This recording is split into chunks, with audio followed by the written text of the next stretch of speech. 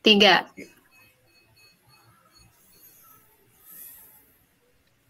Assalamualaikum Bu Dia. Waalaikumsalam Pak Jalil. Gimana kabarnya hari ini? Alhamdulillah baik Bu Dia. Namun ada sesuatu yang yang ingin saya bicarakan dengan Bu Dia pada sore hari ini. Baik. Oh ya baik. Ya Pak.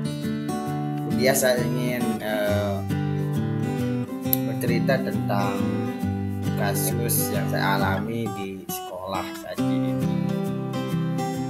tentang suatu proses pembelajaran yang saya alami.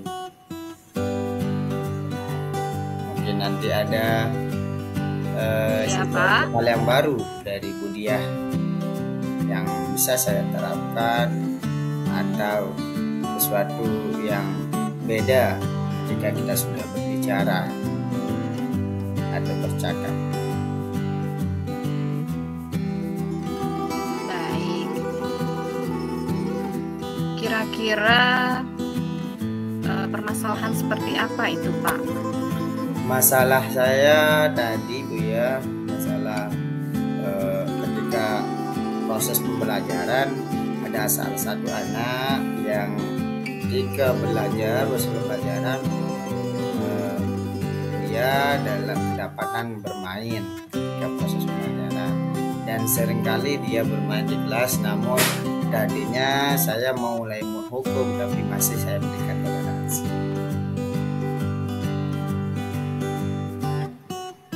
Oke.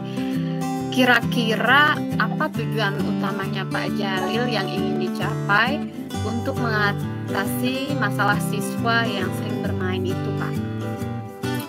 Tujuan saya tentunya semua guru dan saya termasuk ingin menciptakan lingkungan belajar yang lebih tenang, kondusif, dan di mana siswa dapat fokus dalam pelajaran dan meningkatkan pemahaman materi yang saya ajarkan di dalam kelas.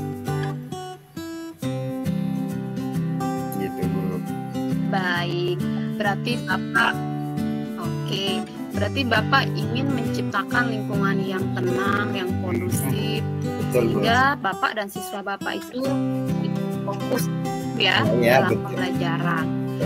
Nah, kira-kira Pak ya, apa saja tantangan atau hambatan yang Bapak hadapi di dalam menghadapi situasi yang seperti ini Pak?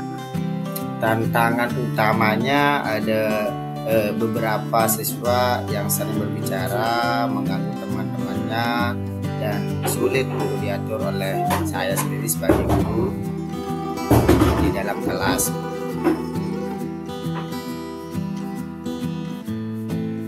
Baik. Nah, kira-kira Pak ya, siapa saja sih pihak-pihak yang terlibat? Kemudian apa peran mereka di dalam situasi yang Bapak hadapi saat ini, Pak? Yang terlibat tentunya siswa yang bersangkutan ya Bu ya. Tidak hanya siswa yang bersangkutan, namun siswa yang lain juga terlibat karena ini adalah suatu situasi PKBM ya, berarti proses kegiatan belajar mengajar, dan utamanya guru juga terlibat di dalam itu, dan wali daripada orang tua siswa tersebut juga mungkin akan terlibat juga terkait dengan kenakalan siswa atau seringnya siswa di dalam proses pembelajaran tidak seperti siswa yang lain mengganggu dan bermain dan sebagainya gitu ya. Baik, berarti Pak ya, menurut Bapak ya, kan tadi Bapak mengatakan kalau siswa ini sering sekali bermain begitu Pak. Kira-kira menurut Bapak apa sih faktor-faktor yang mungkin bisa menyebabkan siswa ini sering bermain Pak? Mungkin faktornya mungkin kejenuhan Bu ya. Kejenuhan bisa terjadi, dia jenuh dalam pembelajaran, bosan, atau mungkin metode saya mungkin yang kurang tepat ketika saya melaksanakan pembelajaran.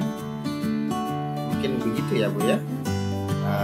Siswa merasa perlu berbicara, jadi ketika saya melihat siswa bermain dan berbicara dengan sebagainya, kemungkinan gitu ya perlu diajak untuk berbicara, kita berdiskusi, sehingga siswa tersebut mungkin tidak tidak berbicara lagi ya.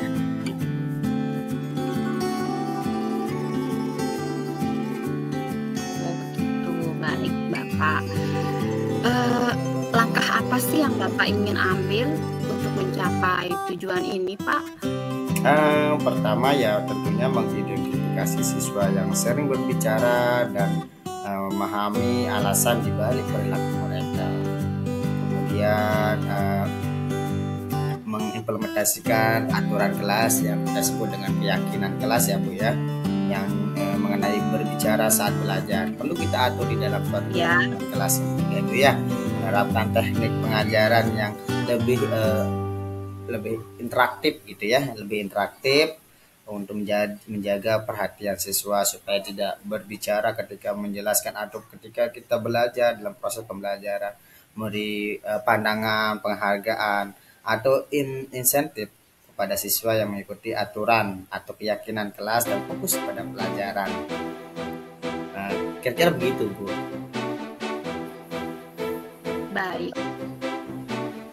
Baik, saya catat sedikit dulu ya. Ya Bu.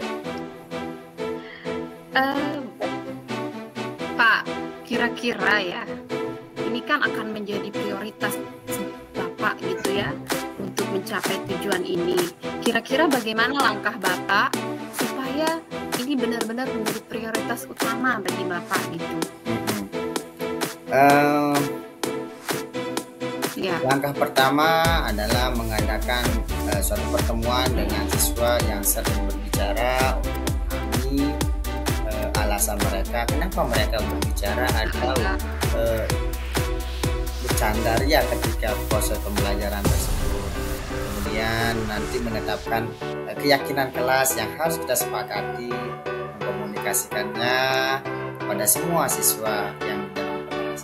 Dan mungkin yang ketiga adalah menerapkan metode pengajaran yang interaktif yang memberikan perhatian secara konsisten kepada siswa supaya siswa yang kita ajarkan di dalam satu proses pembelajaran jadi tidak berbicara seenaknya. Mungkin begitu Bu.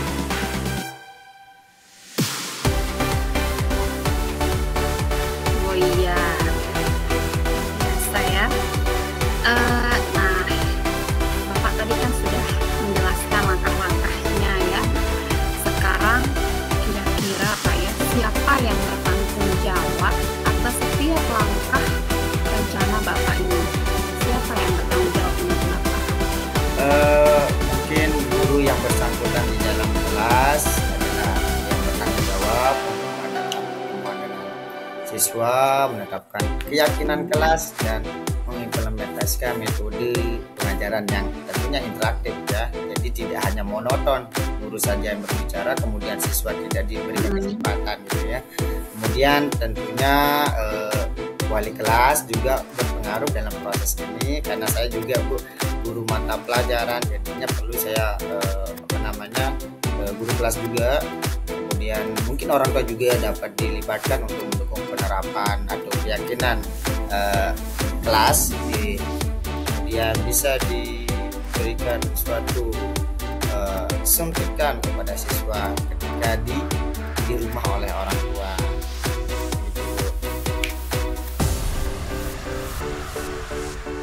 Baik Pak. Di sini saya mungkin tanya 2 pertanyaan lagi Pak ya. Kira-kira Pak, dari rencana yang sudah Bapak jelaskan tadi Pak ya, kira-kira bagaimana kinerjanya akan dipantau dan dievaluasi Pak yang sudah Bapak jelaskan tadi? Kinerja akan dipantau melalui tentunya ketika kita di kelas mengamankan, kemudian mencatat semua siswa yang berbicara selama pelajaran dan memberikan feedback dari siswa dan orang tua. evaluasi akan dilakukan secara berkala untuk menilai efektivitas langkah-langkah yang diambil dan penyelesaian jika diperlukan. Oke nih. Oh iya. Baik Pak. Terakhir Pak ya. Yo, itu jadi insight-nya ya. Baik Pak. Kita nanti ke depannya Bu. Terima kasih. Semoga Bapak melakukannya Pak ya. Ya, sama-sama Pak. Ya, terima kasih Bu.